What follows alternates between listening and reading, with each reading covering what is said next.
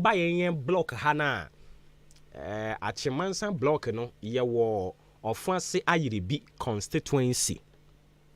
Ofanse Ayiribi nipa miensa ena air contest wo ho na tese mienu air contest honorable member of parliament Otia Kunya so onimunyafo Kojo Opon Kroma mienu air contest nti ebeye makomako miensa ewo eho enomo sanso so ena oko asane manso across so asane manso across so no eho no mienu 2 horse race ena womode yam so ha enya senketwa honorable George Kwame Abuaje ena mani yomrenzen is it Kwame Usu another bibi Usu Alex Usu yes Alex Usu ejeyi yes Alex Usu ejeyi one no ene de yam so ewo eho utwam asene manso across na besin ko achim achiase achiase no so omoye makomaku enum omoye num achiase omoye num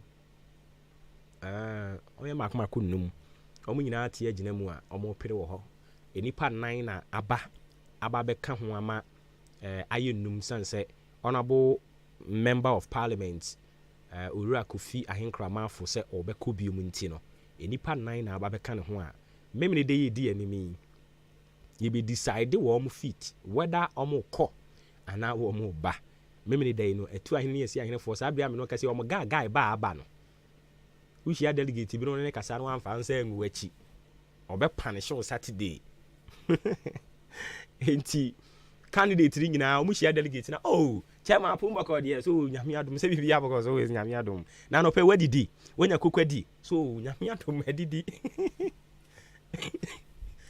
radi nyankopon enti Saturday we na be yire na chairman amfo so kobi anope yi ya mana kwanya ye ne ba be bonkomo na some of the things are ekoso ho no ono so etimi running through and why our person kobi mu no watimi achirichiri mu kama edi amaye oba achim Swedru constituency so a Swedru ho nso no omye miensa Swedru omye miensa na omo pere ewo ho na edipa mienu abeka incumbent no ho nti omaye miensa Swedru aye miensa ho nso be yire papa na fe oba odan de eye acclamation ena bekoso wa achim odan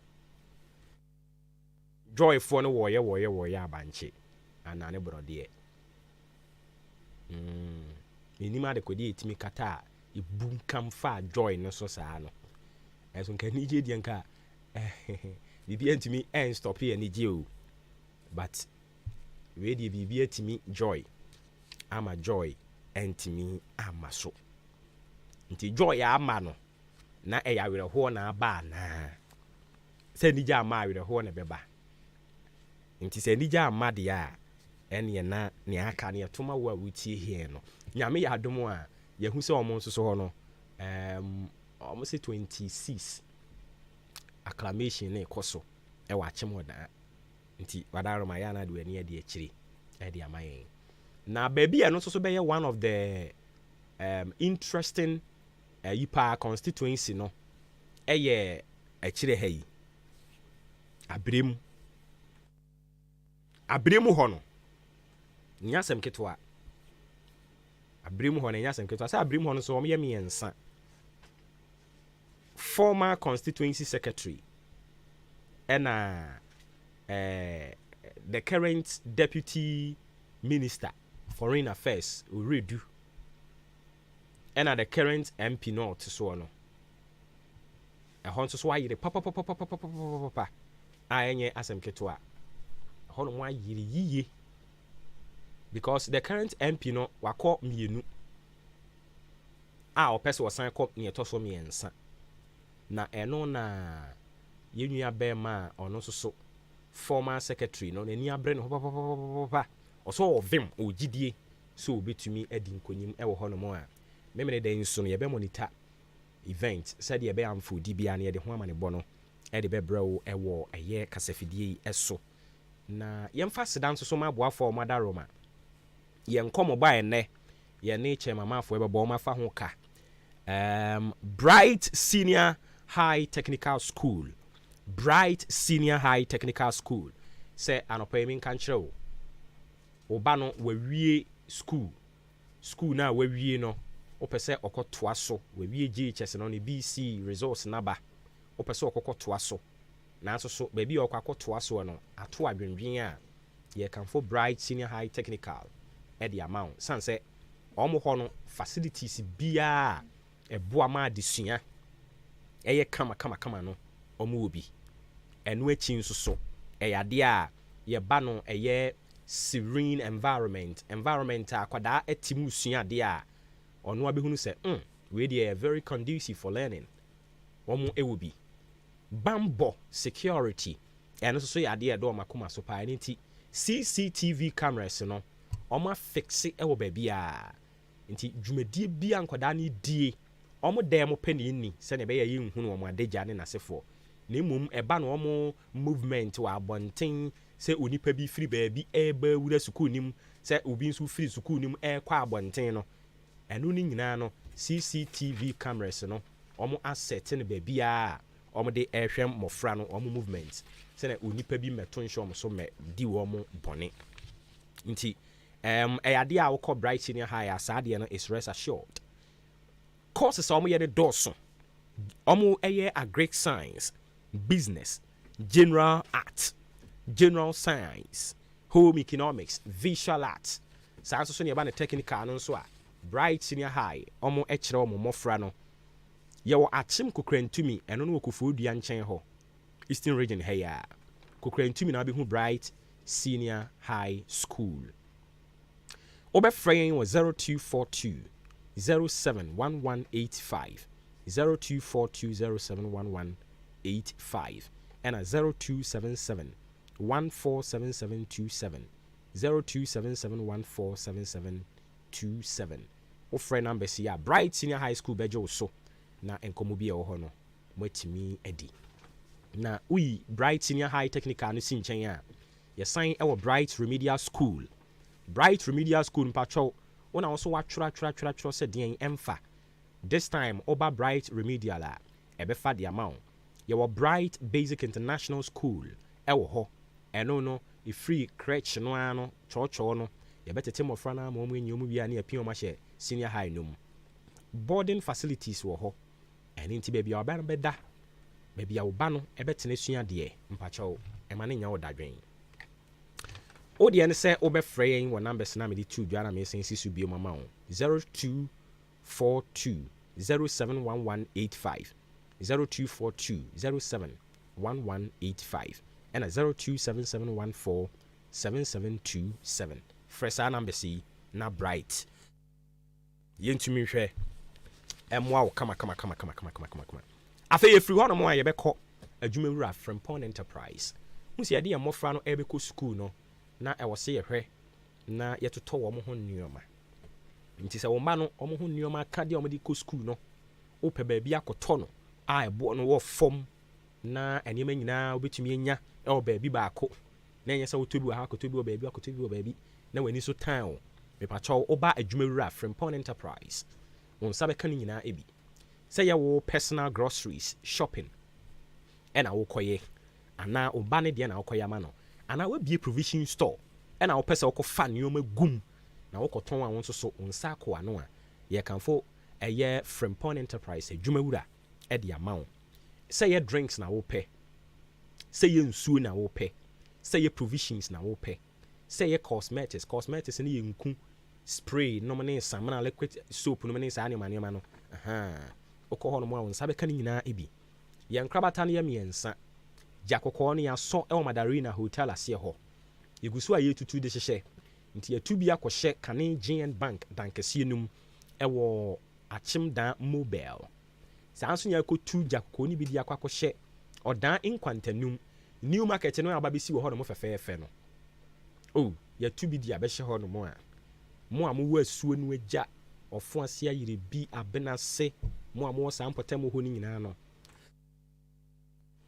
yɛka kyerɛ mo sɛ ma mo ha mo ho koraa sɛ mo ba kurom sɛ obi bia na kurom deɛ a abeg uduru nkwantanim hɔ no asi san sɛ yɛ maame MC yɛ adawroma ɔma bibie market no any station no fɛfɛfɛfɛ modern one o nya senketewa wu ɛhɔ no ano crèche wɔ hɔ ɛhɔ no ano nso ambulance wɔ hɔ ɛhɔ no ano clinic wɔ hɔ ɛhɔ no ano yɛayɛ ne modern ɛhɔ ɛna Frimpong Enterprise adwumawura ne nkrabata baako no wɔ nti wogyina hɔ no mo koraa na bia so asɛ me ho yɛ me basabasabasa ntempa shows de ne yɛde wawura clinic hɔ ne yɛapɛ wahwɛ wo wompɛ wei na den na wopɛ yɛ maame MC nyame nhyira wo mpanimfo a mo soso mo ka ho ɛma saa da yɛso yi baa mu nyame nhyira mo afei mu wie na mo de Kumasi station de anu apii so wie Kumasi station no anaka he naka Central Market nankasa na mo de no ankasa nso so apii so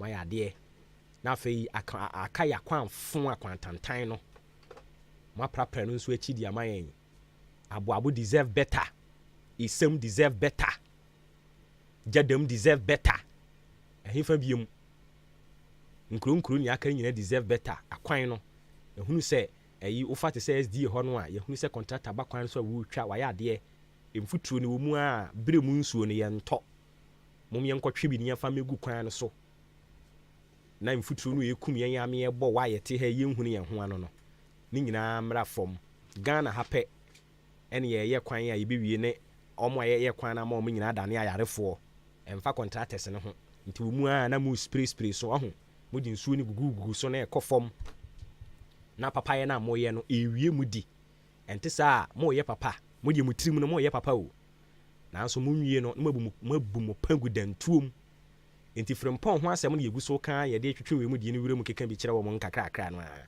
empuntuo no a frɛ agya Frimpong ɛwɔ 0244 897525 0244 ɔbɔfo bɛbrɛ ɔtwen bɛbrɛ 0244 897525 ɛna 0206 473953 0206 473953 wofrɛ saa numbers yi a ɛda Frimpong bɛgye wo so na afei nkɔmmɔ bia wɔ hɔ no yɛtumi ahwɛ mu adi no kama ɛde ama wo na kyɛmamafo ɛba yi wowɔ question bi a wobɛtumi abisa no tie ha wowɔ question bi a wobɛtumi abisa no yɛbɛbia ahoma no atom yɛbɛbie yɛne di nkɔmmɔ no du baabi yɛbɛbia ahoma no atom ama wɔ asɛm bi a bɛbisa no na ɛnyɛ atem didie kwan so because ɔyɛ panin Ghana ha pɛ ɛna obi no nyɛ adwene ɔfo sɛ wɔ so odidi watem ɛnyɛ nokorɛ nti ebia waka sɛ ɔyɛ wei no ɛnte saa sɛ mu na neteɛ okay nti bisane ma yɛn sɛ sei na ne yɛde ne yɛnim sɛ teɛ ɛna ɔno nso ka ne sei nti ne nkyerɛ mu ne sɛn na ɔde ama wo ɛnyɛ atem didie so adaseɛ adwenkyerɛ saa na democracy no ɛteɛ na nkɔmmɔbɔ no kɔ so no na sɛ efi a wotim asomdwie ni hɔ no mo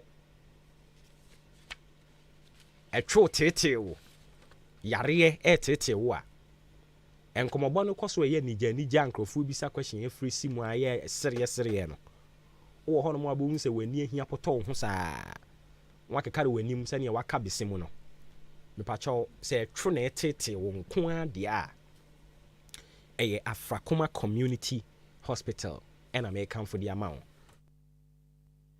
Afrakoma Community Hospital Afrakoma Community Hospital no unya kan ya na ade hye nyina sɔre no mo bɔ mo nsɛm na no ye kan ye ne hu se bi mu sɔre mo bɔ mo nsɛm kyra na bibi sɛ ade ne ye kan Afrakoma Community Hospital mo ahyɛ ase bɔ mo nsɛm ana mo sɛ enipa makmako ɔha a wodi Ahenkan kan sɛ obeyi mo twama wo mo no sɛ ɛhɔ ebi kɔ hɔ emye yi twene ma wo mo na adansidie nipa no bi di ma baako ɔsɛ mframa asese nam ne nantem paa no wahunu sɛ sɛ ne na yɛde ade ɛda suma no ɛne sɛ ne kafra sɛ na mframa ntumi mmɔ nantem paa sɛ bɛma de ne na ade ɛdɛ nhu bi da nti ne no mframa bɛbɔ nantem ama de ɛdɛ nso so watumi ahu ɛho aseda ne nyinaa no yɛkyekyere ne pɔmpɔn fin sɛ mampɔn hena bɔ mu a na ɛyɛ Afrakoma Community Hospital aboboa no ɛne yɛkɔ gya ahwe kunkuru sɛ bayi kukuo medɔfo sɛ wonim obi na ɛtwo tete no ɛmane nwu ansa na akɔka ne ho nsɛmpa boa no na munyi ne two no mfama no na yɛka hyɛ nyame din anuonyam sɛ Afrakoma Community Hospital no sɛ ɛtwo ne duru hɔ a ɛtwo no na ɔso wɔ anuonyam sɛ deɛn ɛtwo no na ɔno so ɔno no yɛ rampim asiedu ɛtwo no sɛ deɛ case ne tie bia sɛ case 20 case 40 case 1 hwan yɛbɛdwo no yɛbɛma ne ho adwodwo sanso obeduru hɔ no na gya kokɔ no asɔ Afrakoma Community Hospital hɔ a ɛtwo ne yɛbɛdwo ne fom ama onipa no ɔda a watimi ada medɔfo ɛnkran ne ɛwɔ tuuni mu obi a ɛtwo tete no a odia ne sɛ ɔde wani bɛkyerɛ mu ɔnkran ɛnkran ne ɛwɔ Amasaman Olympic Stadium kwantempɔn so wode kɔ A-line hɔ no wobɛhunu yɛn ɛnyɛ no nko a OPD lab theater labor ward children's ward ne nyinaa woba Afrakoma Community Hospital a yɛhwɛ ɛtu ho ana ma ɔkama wobɛfrɛn wɔ 0597 005963 0597 005963 wofrɛ saa number si a yɛbɛgye wo so no afei nkɔmmɔ bi a ɛwɔ hɔ no yɛtumi ahwɛ mu adi ɛnam sɛ yɛne Honorable Kofi Ahenkramaafo bɛbɔ nkɔmmɔ nti no yɛyi biribiaa ɛbɛ twitwiri kwan mu no afiri hɔ na afei yɛba a yɛde nkɔmmɔbɔ no ahyehyɛ so kama de ama wo nti tie wei ma yɛn yɛba a yɛtoa so When we send your police in your draw, Imbusaba Mesa Amama Huaden. Refuse to grow, and young offense Wabeka. And what day immune system or Yankopon, and your ready Pediamus Samoya Hubano, and Nasa Wunum Imbusaba Mesa, a Peja immune system Nabri Bia, Yarientimu. Sasa dear, a month for the one, Nedi Imbusaba Mesa, Dronua dance yes, and Yarua who ran Nipa and Nina Etimi Banaso, and Yarua Cassian Kaya Wutini D and a honka. Now yamwa suing no, a boy a home every home. And now pa one dada, no monum doctor in Rono, and num imbusaba mesanoa, and more who are deep pinti. Ya womuntim pose, Yaria Esomo. Imbusaba mesa, a walk kanshi, and you may move bia your toe in row. At to 0246 20 8496. Imbusaba mesa, police in no edrono, and Kratway FDA. Asayasiye. Mimi wakwaba eba OPK Dynamic. OPK akofa OPK iPhone Type C cable abam. Yewo OPK iPhone cable. OPK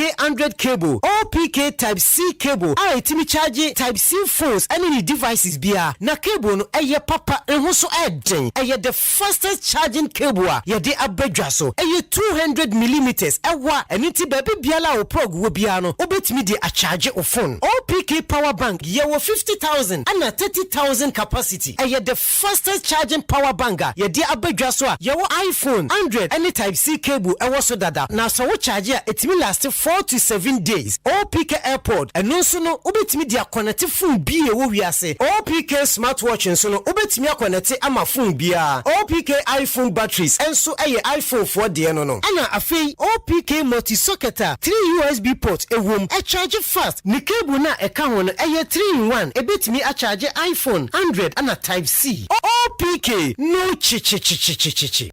Abina, yanitam yankoi. E wo se me kope adro no mu. Me nanti kakra na mabre. Awati egu me so. Me so me ntiapo. Ma hojo. Ma posu tutu me. Me chinkase ye me ya. Me ntinu mo twetwe me ankasa. Iboye. Ah, na awafo ada mo so ane. Won chenkra ne ebe yo. Yantiapo. Na anwum ye. Me dia je. Na heba fo ya wo ye na heba mix ne na fever mix no. Wo mo de adufufo bia badwa so a ye fra no na Ibo mix. For general well-being, I don't asam yare yo. Ambassador a betumi adwumaden. Na Ibo mix no. Yema wo bia ontumi na. Anasa ne honam ye ne mre. Etumi anwututuo. Wonu mu akenkan. What yes wo na okro no. Na yenu matuo ye yentumi ni din so e. Enu na mo behia na herbal powder. Ebesiese mu nipadua no. Ahoɔden bɛba. Na aduane bɛyɛ mo de amama tibiedi. Na herbal powder. Na yebenya bi wo he. Enye na wo pharmacies. Herbal ne over the counter shops. Dodo a na herbal ventures. From 0244 774 206. FD aje edwede nkrato ya tum. My Lord who began it. Asasira Bemani Ucha Fami Humana Yido Pipiasia Pedu Chechai Onyemreda Semen Saluto Salute Simpio dia the powerful friend Ebejaman so Gasem Super Plus a latest Oswabro War and Sonsios Ravia Would you Payara Mankusisi Tower a wound to Mintake a Gasem Super Plus cement from Pipiasia Pedu a waterproof no this super cool cement bar town in Ponet Masen contractors and Gen 42.5 hours super strong cement and also dada. Iron rods are papa, nails are papa size beer. Marine board are strong at you prepare some pedo. Our roofing sheets are baswano. Alucin galvanized aluminium, IBR, IDT, and an accessory. A while being out binding wire mesh, headpan, felt, pickers, shovel, no flat, run, loading. What blocks machine, it blocks bidding solid and hollow, 5 inches and 6 inches. Sound supplies sand, stones, quarry dust, and in the idea feeling, prepare some pedusuna and Nema water fame. Sansu or Casa, Wotonia Madudua, Ediko Jau, or Dan prepare some pedua at Wabu Road near Akim State Junction, Jubilee Hospital side also, Sansu or Dan New Market opposite, or Achim Swedro Road opposite a Penning Junction, and at Tiasin our Arenias. Friend on 0244 166 937 or 0208 299 115. Prepare Pedu Enterprise Ana. Identify secret provider. Otomrosi, no finish you say. Media down to what? No matter how far we come from you. A mighty power of a buy. Adarum. A face or the mighty power skin ointment. Abeja. I'm a 200 year to say. Kakare. Mighty power expert ointment. Your cocoa drum up. Ma will be a cocoa if you free. Say, would the Mkunis Raslas pet na echo. Order for and Tina Coco and new them. Mighty power says. So we am at him. No yet stone cracker. We hear mighty power keep fit laxati. So we have no boom kudu. Na ye kutua. We hear mighty power keep fit laxati. A bema we have no more. Mighty power Tony, a yamasi. The Mamma Johnson, dear Wafu Sunny. Mighty power. It's your potty. Send me and your mapping for a battle of Mancolano for and then Kola or Munyan Fiedum. At 0242 725 009 and now say 0243 122 192. FDA, a good game crack to it. One day, no be 2 days. One day, only one day.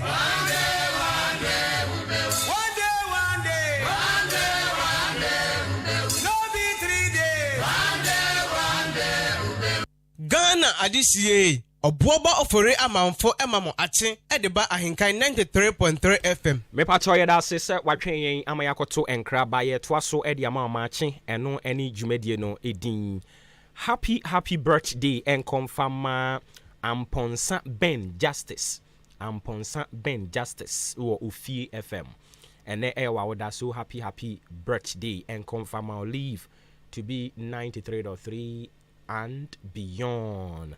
So and Kwabena Destiny also so and yama happy birthday. Phil K also so a champion designer. Happy birthday enko emfa emao oya de pa designs no to me design come emani nyina to me eye come pa nti once again happy birthday Phil K. It's your birthday today. Live long and prosper. Erade nka ho na wakoma so ade nyina entumi mra mu kama emfa emao. All right, inti ebusia for exactly 9 a.m. on the dot live on Ahenkan 93.3. Yadi ka catch that Honorable Kofi Ahenkrama eye chem MP edema Achiase constituency and chairman obabe di chair ye ene adwuma no senior related to Nkrofo nti bepem ne ye oye MP nyina obi ahia no friend chairman Mafo. Anopai, he is my guest. Over to me at the wo questions in nyina at the aba. 0533 898915 0533 What if I want to buy a better na yet to me I can kind of come at the amount. Normal SMS and I say WhatsApp messages no. Finding enough of our fabra. They be our question. I dare say Honorable Kofi Ahenkrama for being no come at the amount. Pepiase Ampedu Enterprise boama nkomo yi etumi akoso. Pepiase Ampedu Enterprise say cement na wo pe Gasem Super Plus yewo eye Super Cool Cement and a Super Strong ni nyina ewo eye Pepiase Ampedu Enterprise yeba na iron rods nketwa kese na dantemo nsabeka and na doanso sa marine eye strong marine boss no so ade a won sabetumi aka yaban roofing sheeting so ne ehon aka de accessories no a ni nyina won sabetumi aka bi binding wires wire mesh headpan shovel sanso ena yebano block machines a oni nyina ebi o supply miane abo sanso na quarry dust o oni nyina ebi o cars akese wo ho no mo ase wo to enuoma no na ohwe mudru baby a wo de kɔ na wo so de kugya wantempa so na wahwe etu anamo no kama de amount free a wanyu sika odan aboabo kwantempon no so behunu no e wa Kim State Junction sanso so ena Jubilee Hospital esro ho no ano ubehunu no wo ho okon kwantanum a kwantanum new market no so wo ho Swedru oni apiani Junction no ena edi enmuhwe ena okɔ achiase so a wo ahwene ase obefrɛ no 0244 166937 0244 166937 and 0208 29 9115 0208 29 1915 enti friend se si ya no onyo so na nkomo bi o ho no muntumi eni yedi kan ka che odada Honorable Kofi Ahenkrama chairman Mafo na dodo no atai friend or a member of parliament ewo Achiase constituency. Honorable Maakye yenwa na bibia boko de nyame adom hoye na wonso nyame adom afishia panso afin komatwe great all right inti yaka se Honorable Kofi Ahenkrama for dia je se ebi akwada o ba politics mu ye mpotem ha ena onimo ubia enimo udidi mu na odi abeye member of parliament emfie 9 nyanson de na so mo party nhihye mu no ubekɔ bi mu a osa wo kire wa kire nse ubekɔ bi mu nyame adom a Saturday ene yekotom so aba Honorable Kofi Ahenkrama for babeye MP enioma bensa ene otimi ye ya osusu se atu ahene ne asi ahene fo to ano so a obesan ato asa anema ne so yo medas maminchia etiefo nyina na omonso amohwen o Facebook live menchia o munyina mse question ya obi say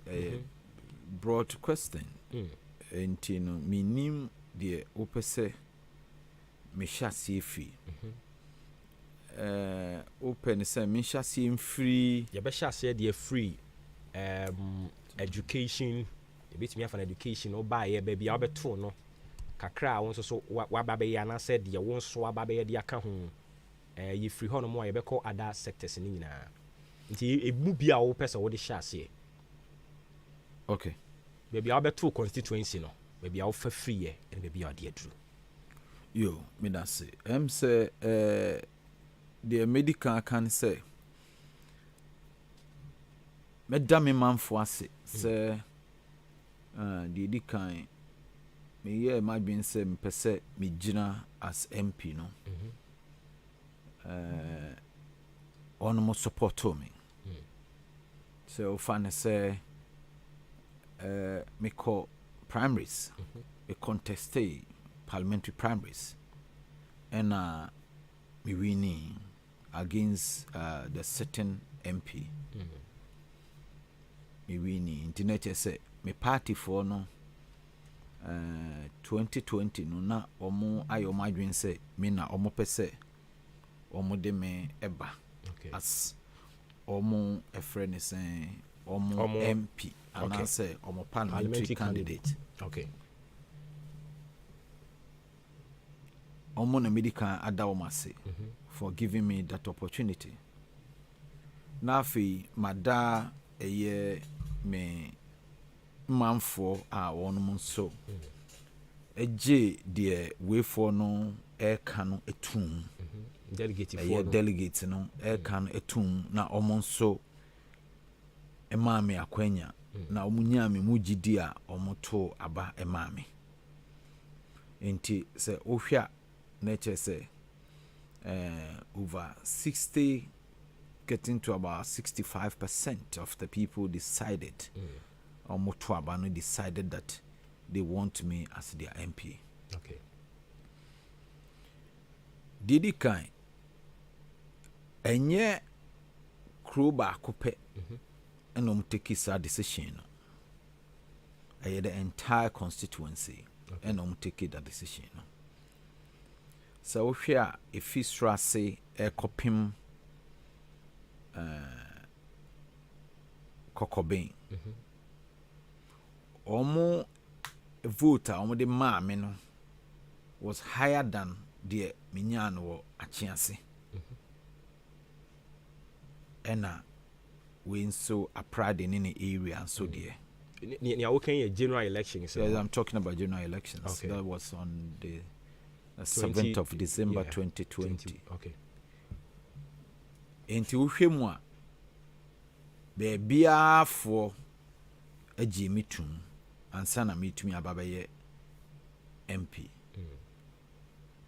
Enti asem we America no. You know, later in our discussion no, it will come up. All right.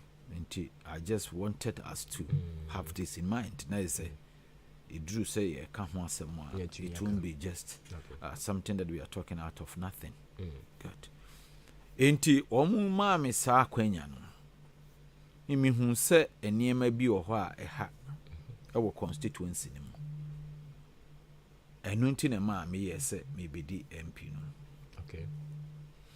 Didi kan technically nka member of parliament de nka wadwuma pa ne se wo parliament na o shembra enu ne ye cardinal reason to be a parliamentarian. And I say a cardinal responsibility. You represent your people in parliament. So whatever goes on in parliament, your people will have to have that part of theirs in parliament. The representation. Exactly. So you will have to represent them. One is to say, more parliament. To me, over 50 to 60, 70,000 people in your constituency, all of them can never be present in parliament. Inti wo na womudi womutumi ni nyina de ayede de amount say go and represent them. Inti bibia yeye wo parliament bia no, you have to participate and make sure that wonso de wo eka if you won call for ho no. Ayeden aba ewo parliament ho ema eho asem no yaka. Okay. ɛno na ɛyɛ di kan pa nti a yɛto aba ma deɛ aka ne deɛ yes ɛsiane sɛ yɛato aba ma na wo represent wo nkɔɔfoɔ no wɔ parliament no it presuppose say bibia ɛkɔ so ɛwɔ ɔmo abrabɔ mu bia no wo as their representative no ɛyɛ wo responsibility sɛ wobɛhwɛ ɛwɔ aban mu ama wɔ no that is also part of your responsibility. That is why parliament no ye ma kwan sɛ me ne wo kasa yi ye ma kwan 23rd December ye bɛkɔ early February. Okay. Ye ma kwan ɛma wo nso wakɔ fie ye ma wo kwan sɛ fa kɔdwodwo ho ye ma kwan sɛ kɔ fie na deɛ nkɔɔfoɔ ɛka ɔmo hawo ɔmo manidie ɔmo penasie ɛho asɛm no tietie na deɛ ɛsɛ fata sɛ wode bɛba mmarahyɛ badwam na yɛbobo ho na yɛapɛ no pomasi berɛ no wayɛ ne saa ɛde ama wɔn evi sɛ yɛ wowɔ parliament na sɛ yɛn yɛ deɛ ne yɛka sɛ if parliament is in session say ye wo asetena ye wo parliament asetena ya na akwanya mmamu bebre if you say kire so paaso mpo a meme da kra ye kɔ adwuma nti fa ne say bia wo ye bɔko MP wo ye walwale MP enya de a wo betumi ayɛ den asɔre da bia akɔ wo mpɛso aso enempo na nyame adom isa mobile phone internet service na niementi no bibi si wo okuro mu a kwan wa wote nka first no a se wonkɔ hɔ a telephone ni ho nti wonkɔ hɔ a obɛde na obɛte de ɛkɔ enti na ye ma kwan se kɔ fie efi se ye wo asetena de a ya na akwan nye ni hɔ bebre a se wo kuro mu no wo akyiri a obetumi akɔ enti no ye ma kwan na wako enti sɛ wogigye saa nneɛma we nyinaa na wode ba na yɛayɛ ho adwuma ebio nso ni sɛ esan sɛ ɔman no ankasa ɛyɛ developing country Ghana is a developing country ye ka sɛ ɔman bi yɛ developing country a deɛ ne yɛkyerɛ ne sɛ ɔman no onya ne bibia enwie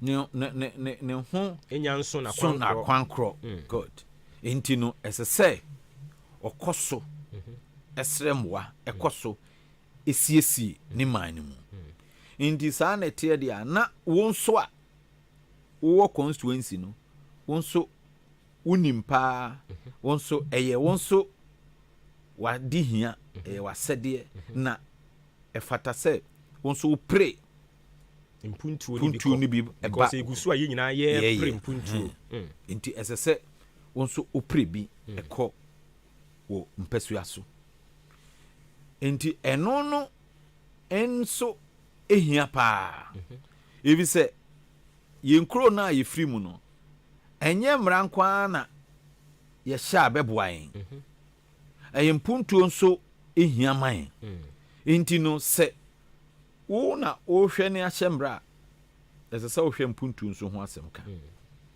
mpuntuo no so sɛ ne medi kan kan yegu so a ye kyekyere ɔman no ɛwɔ mpuntuo ɛkwan so enti no sɛ ɛyɛ saa na tie de a yenya ye de nyina nwie nti wo nso wo hɔ no ɛsɛ sɛ wo boaen ɛwɔ mpuntu dwuma mu ɛho asɛm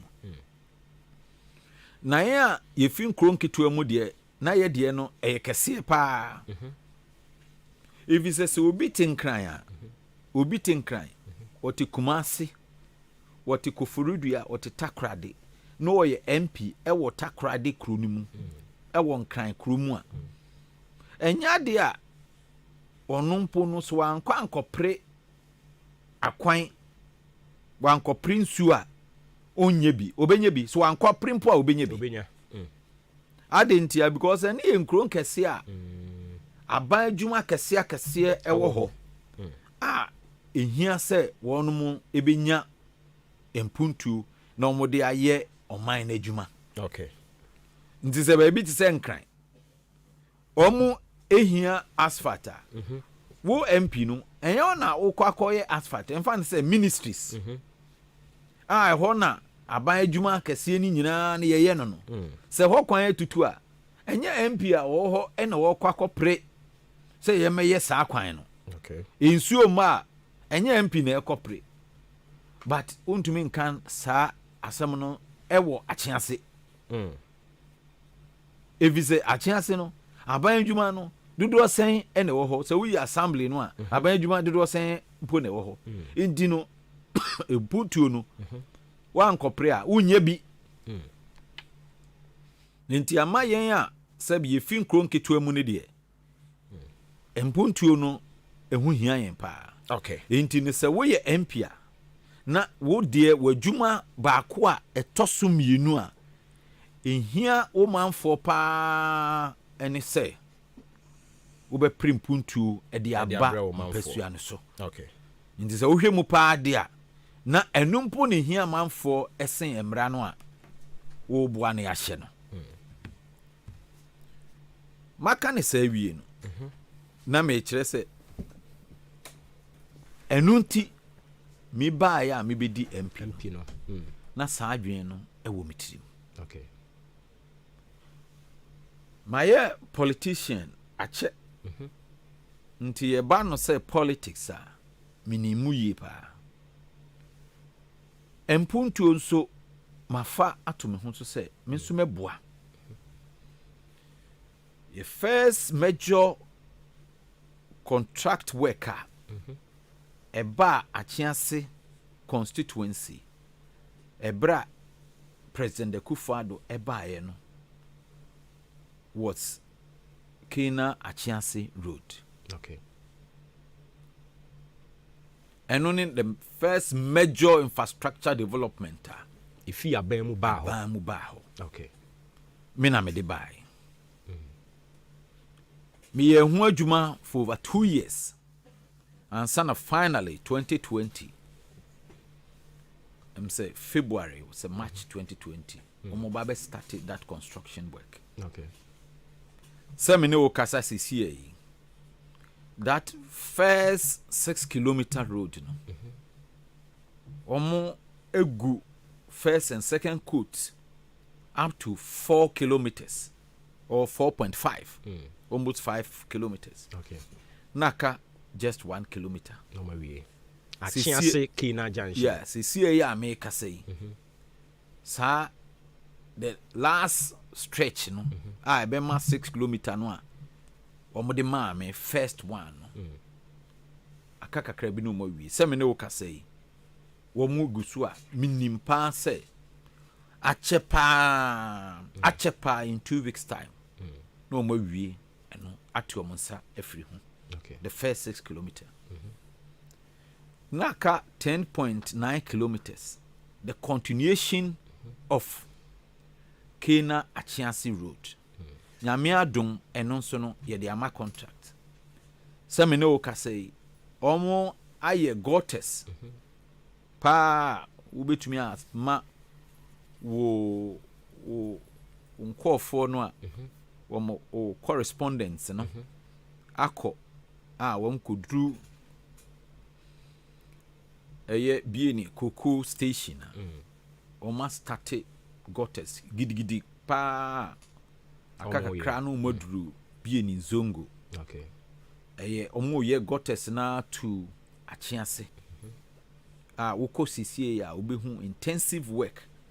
Omo ye obi a wafa kwan no so bia so obie wo ahoma no a na obi a wafa kwan no so tie wa obedi ho adanse. Okay. Obedi ho adanse nso say the last part of anamase krutia ekokodru edim so nsuo no mu etra edim nsuo no obehu say eno so no wono eguso dendenden a omo eye. Okay. Enti no mekanisa no mefa on the road sector no first. Okay. Oba be ye MP. Emfie miensam ni. Good. Okay. Roads no eye major concern among my constituents in the past. It has been a major concern because since Rawlings is free so now President Kufuor by ABC there hasn't been any major road infrastructure work ever. Okay. The only road infrastructure worker I bar or a hono a Kokobin bra President Kufuor by no obeye Kokobin sorry Asantemai Kokobin Anamasi. Okay. Na yenson da yeda say sa kwan no ebegu so na President Kufuor ebegu so na osan be ye achiase aprade achiase aprade. Okay. Obeye eno so emaye under President Kufuor na osan eye enam yura usu Japan a sabre no no ye so ye MP no na mo ho nyina kan go ne kan ho oye eno so emaye achiase town roads, some section of the town roads. Okay. Under President Kufuor. President Kufuor fee soon. President Mills by. President Mahama by. Yamfa quota even 10 meter. 10 meter. Engu ye kwano so bebia. Achiase constituency. Bebia anyho. I am saying it on authority. Ubi pa on challenge asem ya making.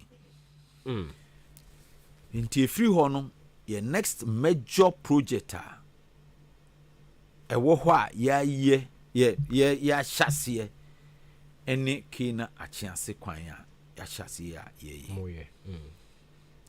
Anso ho a ye san ewo akenkensu aprade achiase some ne wo kasai ubetumi asende o reporters na hokwade na no yakwayi yakọ DC crew makenkansu na no ono ankasa so kra ne ka kwan mu a yeboa me epushi ne kama pa. Good. Eneme kasai ukodu akenkansu a bridge kase mienu a wakenkansu a na nunti na enam so ma se wo kofusu a eduru ba bia na sensuo ewumpa a untumi entra sa bridge ni mienu nyina no ya ye awie. Okay. Ya ye sa bridge ni mienu nyina awie. Anya no nko a make asa sisi infidie machines infidie eni de ye de akwan omde ni nyina begu akenkensu. Okay. Because he approve the construction of Achiase Aprade Akinkensu Road. Make us say, Oma ba, Omo she jumanase. Okay. O fra Akinkensu, Omo beka, the making ayeden, Achilo. Okay. Last week, Omo babi susu, Achiase Town Road, no. Okay. Shase e wo jungle welfare. Intino by the end of the month, month we are, and I say by next month, February, no, Ombabe started a serious construction work. Okay. E wo Achiase Town routes, no. These are major routes. Into offer minor ones na. Ganu me the grader. Achiase near wo baby wo hwa. Na eho no kanko ho. Yes. Yakoye eho nyina adwuma. Me ana me di grader. Akwako twitwa ho nyina. Srase the same thing. Achiase station, Achiase junction. Yakoye ho adwuma. Kokobin yakoye ho adwuma. Se wafa kokobin a ufi anamase ba kokobin ana se ufi edim so sorry Asanteman ba kokobia na aye hu pa if it's a kwana aketua so me no ka say ya ye free animasi ba kokobin no da no kra enche bia se ne kwan city ntino moto ni ka benya asentma moto rider no kra ewu ya ye bie kwan no mu si ye nro anyina no na me wo ho ama wo mu ye kwakusi asanteman okay Masai bypass ama omo fi asanteman edim so apam so no mo ba besia kwa na maase instead say wo be kwa akofo bipo no akọ kokobin krum no ma yi bypass ama omo ewo kokobin enho no wo betumi afa ase ho a onkofo bipo no na wakofa Mr. Maakye ni fie anim akosi main road no mu sa kwan no sesi ya meken ye yi ama wo mu a edem opening this is for roads se nyame ya adom a ye hwe sika bi anim ye ni feeder roads for edi nkombo na ye kwan no de ye nye no friend saying kuta no ye si afie we no o ma ba behwe na o mo twitwa so aman eno so eka de ye ho adwuma no masha CSA no me mfa emfi edim so kokobin okay wadaro me no o kasa fa kwan na ho na enye kwan sisi a movie akoba bi foforo all right but said ye be ya nkrofo bi nya dwen se MP fu na yi kwan ene ne ka ho nti no nia kwan na okeka ni nyina ye nia won so enam o lobbying skills so e ma ne baaye sa ne tie sa pepepe un se me kan no na me ka se wo ye eyi a wo ye MP a de edikan tia wasade kese pa yes ye ma wo ye MP ni se wo kọ na wakọ shemra ewo o manfo dim ewo eye mrache bedwafie eno ne di kan a wo ye den wo ye na emom enya de a eno nko a ebeso nkofo ani intino esese wotumi pre mpuntuo the word is esese wotumi pre enye obotom ska okay ye obi ohwo a eye ye botom ska if you say ukoduru baabi na ho kire aba kofo hia moa esese wotumi eboa wo mo efiri obotom na emom dodo no aye aban adwuma okay na emom aban sikasem no ye wo Ghana ha nyina ye nim se ne aban sikasem eye den esitie yenim se ne aban sikasem esitie enti no se ekoba se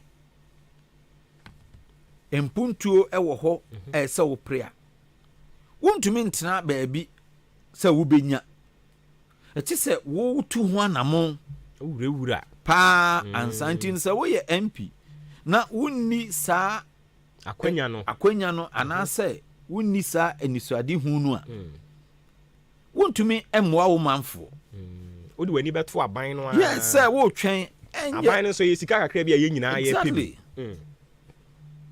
mama ma a classical example me buy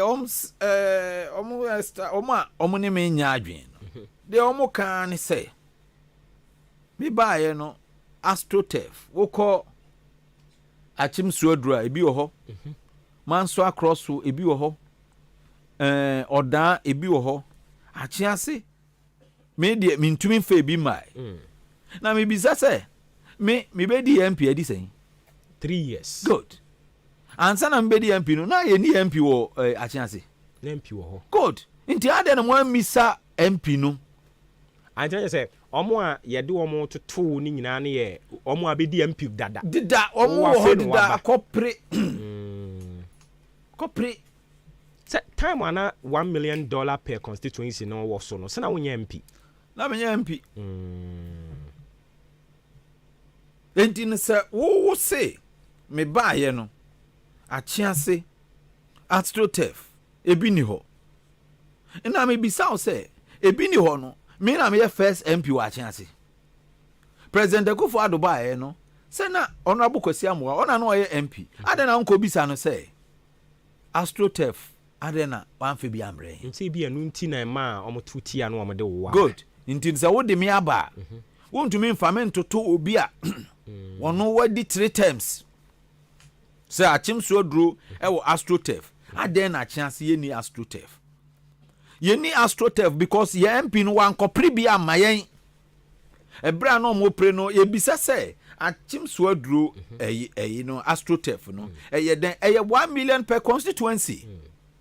You can check and find out. Inti yɛn MP no na ɔno onim sɛ AstroTurf ehia ya na. You didn't do that. Inti no wontumi blame me amaba. Nyankopɔn adom good. Okay. Make up pray. Ghana gas. Yeah, Drew baby. Afe de nkɔfo keka sɛ me di obi achi, me ni obi achi. Inti no koduru baby no na ye munwurai. Sɛ me ka sɛ vice president na Dawdoma. Ɛna wasiki obi amanya. Nyame adom a contractor no o mobilize wan ba be ye AstroTurf na ma enye se eda ho ena obi mfa ma ye kopre ansana ye nsaka me mfa no ntwere ho. Okay. Na me nko education openi se me ka say education tertiary students a ewo me constituency mu me bedi MP 178 students. Okay. And men saso enya scholarship. Won esua de ewo various tertiary institutions. Mienu ewo mu a womo wo abrochire. Ani nyina na mo nsaso. Yes. Obaye unyenya 4 years. And I make a choice. Baako a friend Paul Pepra or UK. Yana me boa no more coy. Baako Adom or US Memphis. Miana me boa no coy. Mienu omudie. Womu 8 suya de no ewa bruchiri. Nyezo musuya wo Ghana ha. Okay. Apart from 178 na womu wo Ghana no. Mienu baako fi achiase. Ena baako fi mikro mu bi ni womo de womo wa abruchire esua de ho omo aka ni sua Ghana e wo Ghana awa na wa fully funded awutia omo ho bibia aban dia aban scholarship. Okay, aban scholarship na ko prema wo. Yeah, prema wo. Okay. No omo de ko me ame botom de ntumi mfa on mo nkwa abruchire nkosua de me ye wa ne se me bo a wo mo ticket mu ne niema esese wo mo de enu de miana me bo a wo mo. Okay. Na embom de aka ne de aban. Soja ni ba ko ono de no so different. Ono so ewo Germany. Eye the same abruchi studies ya and ono so ekobi. Okay. Wo ba na oba ba besum. Ya na ye ka wo mo say ye kana keke. Which me am breakdown so opese menye ne saa. So mere wo mu na menye ne saa. Na ye mbobɔ ne tofa kakra. Okay. Because brand so hi. Okay. Oko a chance block no a ye wo 69 students. Okay. Akenkenso ye wo 19. Aprade ye wo 25. Duoko ye wo 7. Nyankomase ye wo 5. Ye wo Osrasi 8. Otopa 1. Ofori Krom 3. Enyinem 10. Bieni 15. Anamase 9. Ena Kokobin 8. Sa ankofo ye nkofo a yama wo mo scholarship a wonum ye tua wo mo school fees. Ewo school. Sa list enye ghost list. Ye kom ya me ya okeka nyina ye behunu fie o mu free mu. Mebo Ofori Krom woni ba bi Ofori Krom. Yes. Strasi station. Otopa. Enyinem. Duoko. Nyankomase akenkensu. Nti wey ye nkro din wokɔ hɔ no mu a obetumi ebisa. Entina me besa me bo kro kase mu ma. Me bo kro nkitwa na eno ne de. Wono mo echerishe you see this is a novice. It's a novelty. It has never happened before. So will be a war autopa. Now when you are buying scholarship. No, it is spread across the constituency. Spread across the constituency. This is how I operate. Okay. O chairman is soon be because say yes, sani nyina begu achiase a.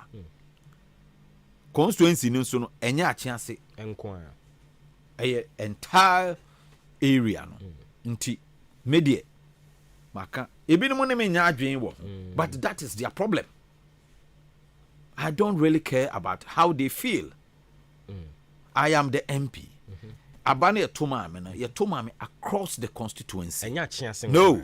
So I am going to work for the constituency. Nti baby abenye bi. Okay. Ewo me ho. Okay. Yes. Education mu an. Since I'm a buy, me provide breakfast. Ama nkwara BC ni nyina since I'm a buy from 2021 up to date. I'm going to show BC ni bia BC anopa efiri juada ekopim fiada anopa bia juada kopim fiada. Me first a year no me ma mathematical set. Second year no me year koto mathematical set me call na yesi obi abeche omu bi. Okay. Nti no eno manfa ama wo. Third no so yesi obi abeche omu bi. But I provide breakfast for them. 3 years here medi nyina. The last one me here no. Say yeah me ankasa nso ya me wo hobi. Okay. Me ko hobi. O maduane no me ko dibi ehwe se aduane na me se on fama no eye. Me am kasa me dibi. Okay. Ye woni pictures ni bibia e wo ho. Na last one no me ko no last but one no who say as a man be comfortable aduane kwa mundi ni ade. Nti no me bisa some of the female students, you know. No, not students, the teachers. Oh, no? Okay. On the student in the offer say obedi san komo no. Teachers na omo de omo buy ni ade say na aten as a binu mo ho I meanwhile ye mock exams so ma omo nti no ye feel say ye mock no so ye in such a way say enkwara no so ebetumi ehu say ye secret answer questions ne ye composure ye be good. But still no some of them no who say awokeka no enkoyi ti bibi say e ba ne sen especially a man no say na bi wo ho a ayem chichie no nti bi okrampa at that point no na wanya a cycle number. Until this last one I'm here me sa provide you sanitary parts. Oh, so that seko basek wonya sa problem na wa anfa bi ama nti no bohu say why basa ebetumi edisorient no na the first or second papers na obetro no on here na because that time no bi an paper bi a otro bi no say onye strong pa ebetumi demoralize no ema wonya problem nti no we provided that for them say ne be ya wo mo ebetumi enya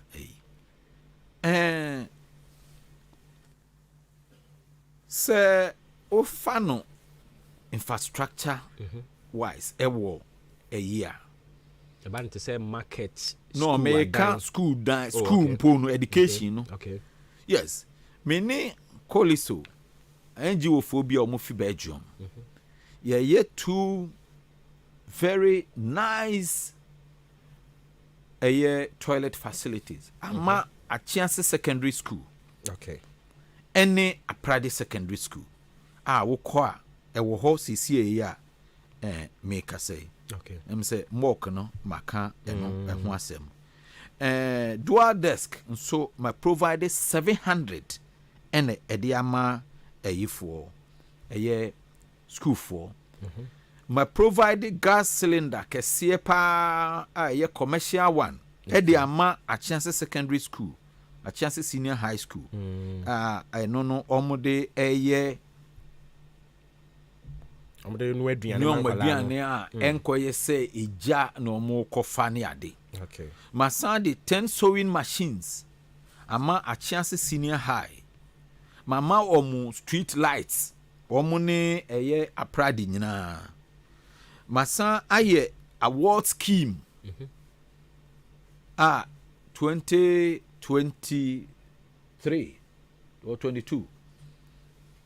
Ye ema womu a ye ma achede ebi ye television. Yes. Ebi ye fridges, ebi ye motorbikes. Di amom Nyankopon ya adoma afie nso ye besan ye aden se ne ye be ya ebe Kenya wom na show mu nkran because wom na wom be boa ye nkwara no na wom school ko no akọ asuro wuyi eno nso efiri ho a eye independence quiz a wom koye no ohwa district no no zone no ye na zone ye na wini akisek region me ana me kotena ho ya na me kotena me ana me fande bibia me kotena ho san bo mu chidom e ma region no so omu wini as the best school you kodru zonal say national no e na ye ntumi enye den enwini but me fande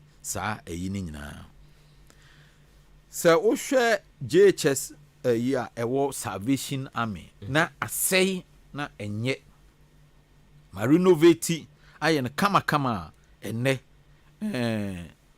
kwara no ekom school o hwe Achiase Methodist JHS a edan no eso pai ma bo edan no so ama wo mu o hwe eye Kokobin KG a me ye no foforo kra e de ama wo mu a yeguso a ye ho adwuma wo ko Anamase CCA a me kasai ya yes ye see 6 unit classroom block a modern classroom block all the facilities including toilets 6-seater toilet reservoir any bibia edru ye di nu eguso ukobie ni a ye see 3 classroom block eno so edru roofing level wo call Kwame Sian so a teachers bungalow bi a wo mu kunyan ma renovate aye ne kama ama wo mu 2 unit classroom ewo Apradi Race KG block eno so no ya ne kama ama wo mu wo call a friend saying wo call enyinemu a se me ka say ye see KG foforo ewo enyinem Catholic ama wo mu and ya renovate omo JHS yes all right eno no on education no the metumi aboboso all right enti memo ahome so kakra na wanum nsuo mesan ba na fe yato aso kama e ba to afi na do feed na to ha no ma hye ne nso ma che eno ne dwumadie no edin na ene no ye ne honorable Kofi Ahenkra mafo oye mra hye bedwani de mo manfo wa che ase abatfo empesua so emfie miensani onyanya ni mfie 9 no enema a waba beye enema a ono nso atumi awurewure makotwe abre ne manfo e wa che ase no ne eguso a ye che no na den na akofa nkomo nyina aba Nyankopon ya adom aye sen akwakọ twon nso ntontobiom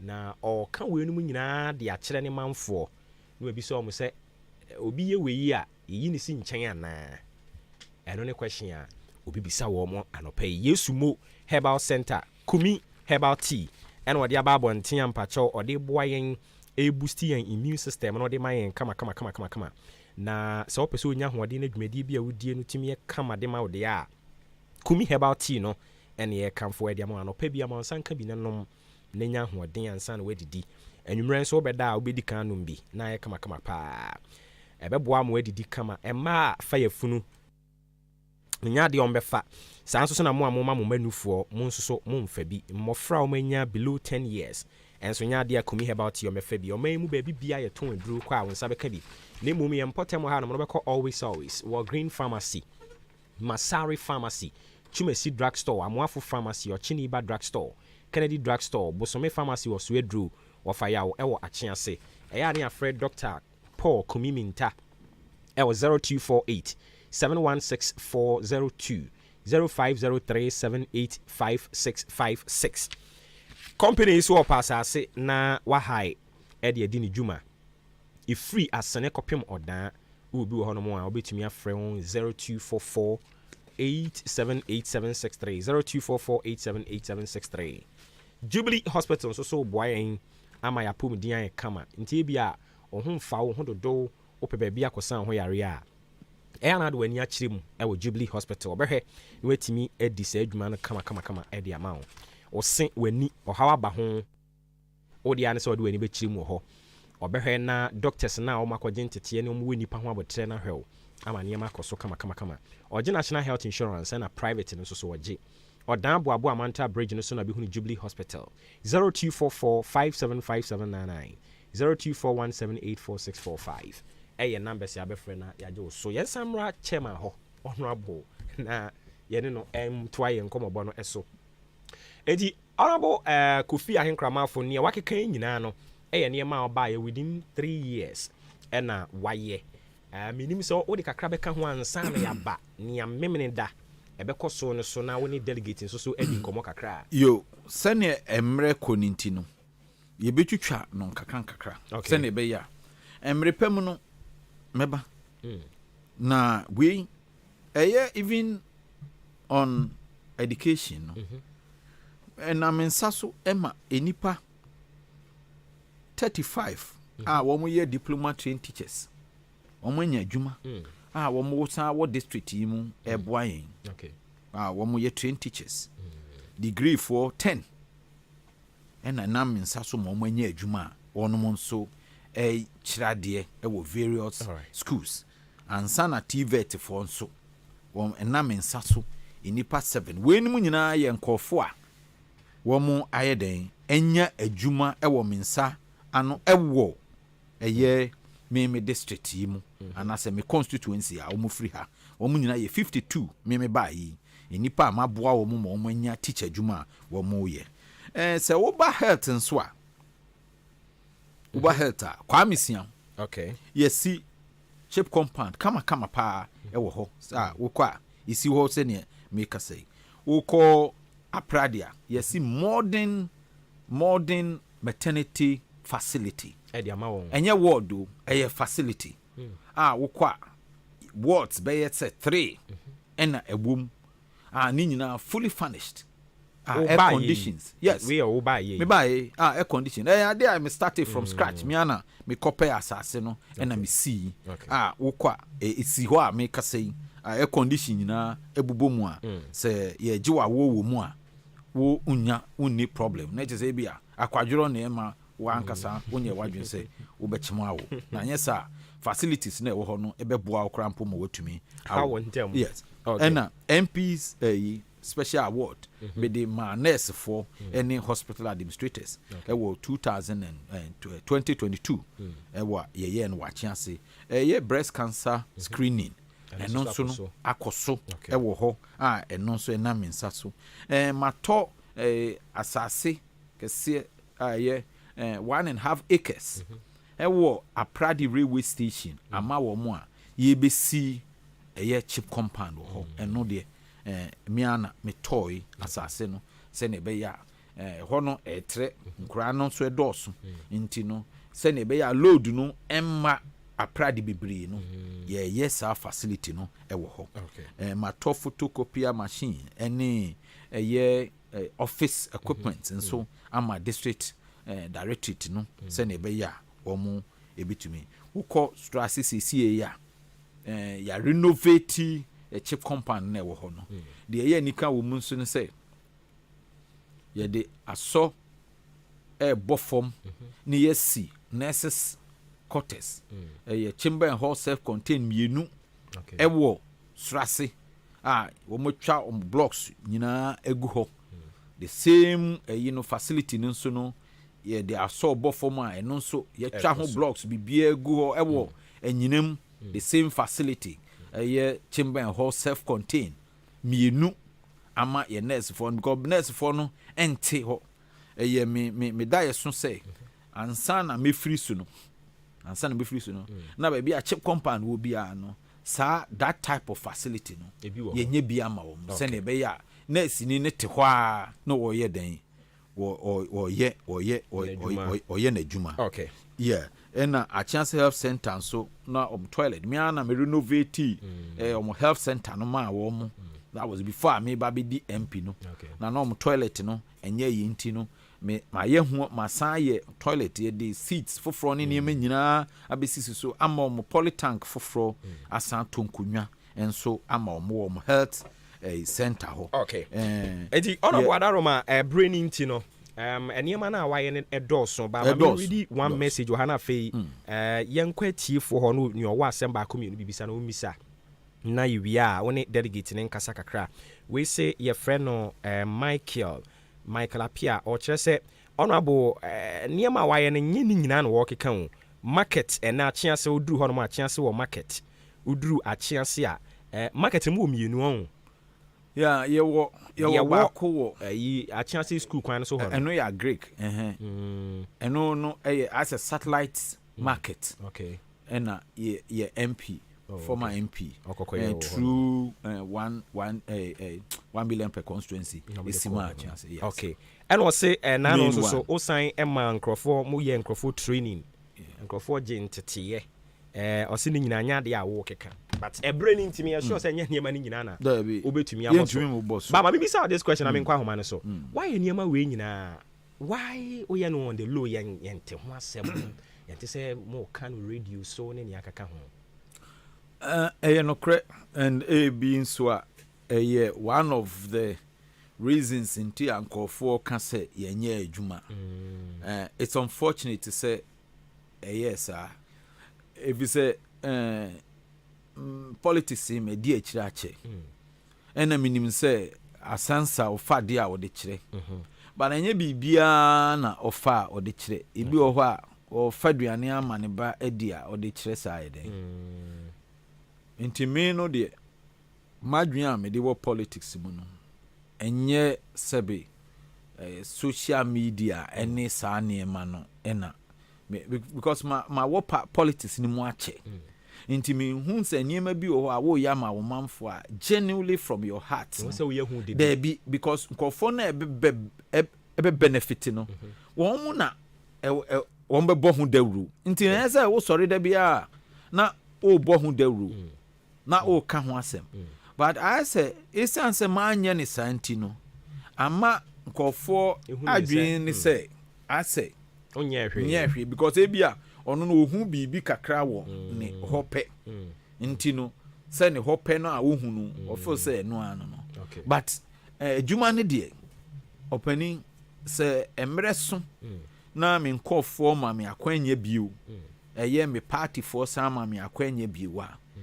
say ye be showcase bibia yaye na me wo gidie pa say enkodru 2024 no na de yaye no wo constituency ni mu me ne me DC ya ka bom no yaye wo constituency ni mu no say ye boboso a say bi won mu pa eni a chance kra be bom nsema man okay if you say ye buy say ye be som ne agya ye din all right enye sa usual politics fanfare no akotwa homem no no de openi ma pass stage no ho me ma pa ho kra de wo ho sesi no say e de empa na me di jamen kofo se me ochena me ni ho a omo betumi aye den aka me ebi ni se metumi ama achiase man no ensuo potable water wo mo benum a free Ghana water eno so de nyame adom afie wei ekwan bia so sensuo no beba so ansana me time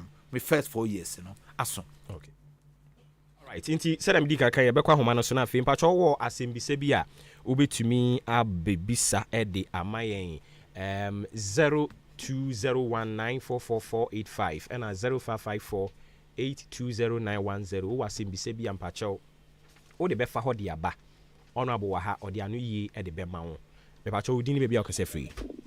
Hello. Yes sir. Good morning. Yes sir. Udini bebi akose free. Your friend ma put on gas free atwana na macho. Mpacho yenti o. Enuma ona abo boss ni no kre. Odi seniors ya na ma sisi. Ni e break quota on pa. Be si ama ya kodu amo sa to aso you say o sa ya town rules. Got test no. Na so to and so high. and then one mama yenin I'm the group being at Traswako, and she has said that and I'm not one and that. I'm more simple to do more young. And Mamma is a catchy. Now I'm on 20 and I'm on 2 man and on 20 new power and so. Medana, Yango Ponsan. Yame Inshra wants so into honors on the order by no. Once you bet me the order by 0201944485 and 0554 820910. Also bet to me at the order at the aba. Now, honorable only delegate Montem to say. Yentemu eyepa. And chain come for no, but the American say constituency we mu me ye me share a juma say pa din pa 2000. Okay. The year 2000. Me ba constituency mu the year 1996. Okay. Elections. Inti American say mene honorable Uswe Japan nyina ene ba constituency ne mu ebre the same time. Okay. Nemo the year 2000 ena me involvement in the party war constituency Achimso do constituency ne mu by pa ena ba 2004 2004 me kan wo mu a ye monitoring ye moving from one end to another. From a chance zone, no say I took over that place. Sebi a miami car, miama hoarding, miami sika, and I made the yes, I jumanina. Me ya baby drew or dine because me were passion for the party NPP. Into a year 2008, dear, Mina na me ye campaign manager, Emma Honorable and Pomabo Sompim in 2008. Okay. A year Achimso drew constituency in the day. Ubia no ubi a idea ubia nimo 2008. Okay. So that time na me use Ford Escape yellow B. And no na me de 18 constituency no nyina. Me ana me kofa machine. Ye di twa kwan ye call first round na anye ye no. Na ye wo nkura na CB wo Apoli area ho omo say ye omo kwan no ma wo mo a. Me ana me kofa machine fit tema. Ena ye di be twa sa kwan no su nyina ma wo mu in 2008. Intino 2009 wo mo anom ka so mo de me be di chairman. Na me put de na me nye madwe. But wo mo kan ye no me gitum. Inti ma build a relationship. Me anso na me de a chance constituency. Me na me started a chance constituency no as the constituency chairman for New Patriotic Party. Intino me ne onomo a establish a relationship. And ye when no call me catch say eye me enna me ma omhu say bronya so ye di party for bronya. That is way back. Na me kra me nye madwen say me bepe MP adi. Me constituency executives way back from 2009. Bronya bia ye tenase ye get together with our MP. Me ana me fund bibia. Me ana me ma party no car. Me ana me car. In Nizan Patrol and the chair party. Okay. Since 2015, Zaka no has been for the party. ABC na ya make say. And me delegate, you know. Yeah, me you know. I don't even want to use the word delegate because that is just a limited name for the executive because they have a limited operational time. Yeah, Kotwaba and what delegate. When we are done with voting or elections, we are polling station executives, electoral area coordinators, constituency executives. And you know, these are executives of the party in the constituency. And you know, we should be referring to them as executives, not delegates. Delegates. Okay. Delegates, the obey delegates when you have to go and elect. Exactly. Okay. And you know, my executives in the day. Oh no, me fine. too much. But say we heard dynamics no from sa date ya de man be pem ne ya asesa. Omo an omo ye executives no bibiri na krampo anyi afiri mu ya toto abetie bi no ne ne keke ka ho foforo na abem. How are you coping with sa changes na aba no? Ni nyina eba under my watch. Enti no omo ba most of them were volunteers many omo aye adwuma way back. Enti omo enemy because na by extension no volunteers nso enya mfaso free me ho. Na ya me encourage omo nso say enye volunteer nko a akwanya ba nso fa ho shemu bi na ye executive because all ye executive are wo no pedigree no e was so sen a volunteer bebre ho a me na me encourage wo no mo e no mbe ye executives indi no obi ani constituency mu a wo ye MPP ni aminim no obi ani ho inti wo no mo ye fine.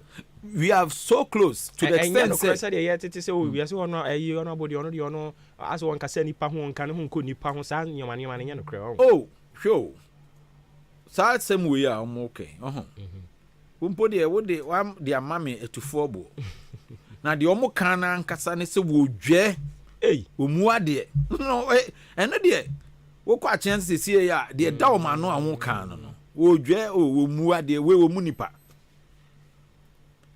Maybe 2009. Sa no mo ye. Nsem we ya no mo kan. Mo kan sem we sa.